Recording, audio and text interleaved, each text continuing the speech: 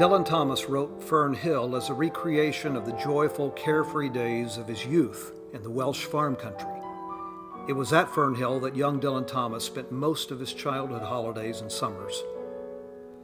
Fern Hill is a universal tale of youth, a warm reminiscence for all those who have experienced the joys of childhood. Youth is remembered as a golden time of communion with nature and of freedom in life. And yet within that freedom, one is reminded that youth is only an ignorant escape that time allows. The easy sovereignty of life is merely an illusion, and thus time supplants youth as a central theme of the poem.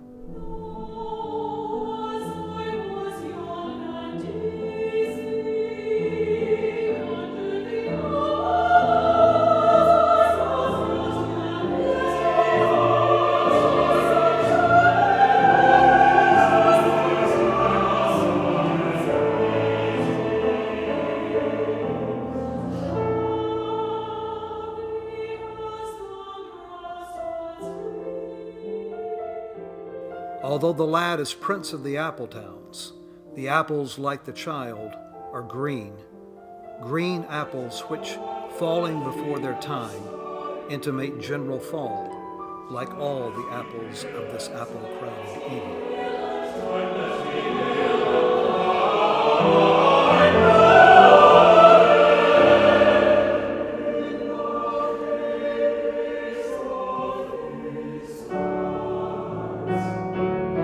The lamb-white days of his innocence are now behind him.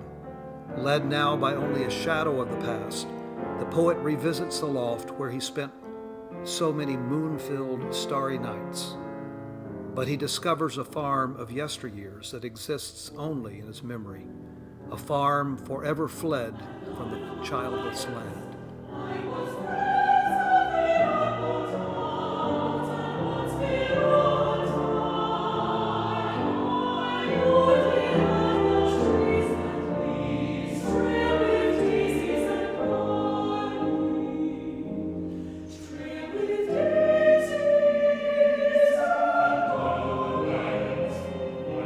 The poet finally comes to the realization that time, in his mercy, had permitted those young and easy days.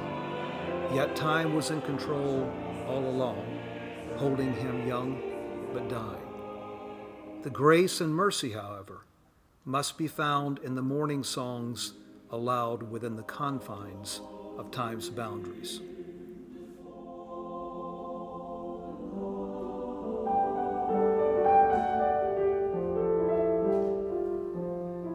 In an email I wrote to Alan, in which he read to Amy the day of her death, I wrote, "I have spent all of my professional life wedded to this work, writing my dissertation on it and conducting it many times.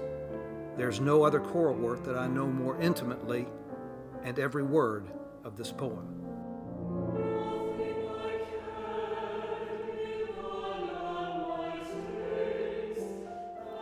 It was the first poetry that ever changed my outlook on language and choral tone, and it helped me fall in love with poetry.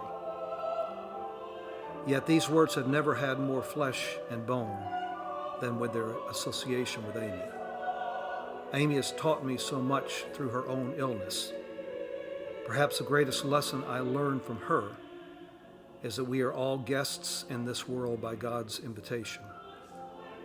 It is not our lot to determine how long.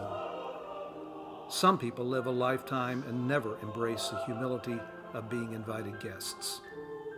Others, like Amy, make it their life's calling to serve others in a spirit of joy and gratitude for the gifts and privilege of living.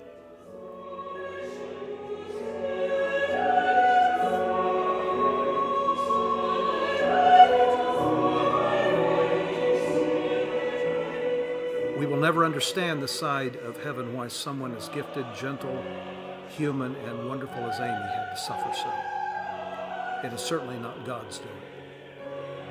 But I understand a little bit more the grace and mercy she found in the morning songs and the gratitude for living that she modeled for me.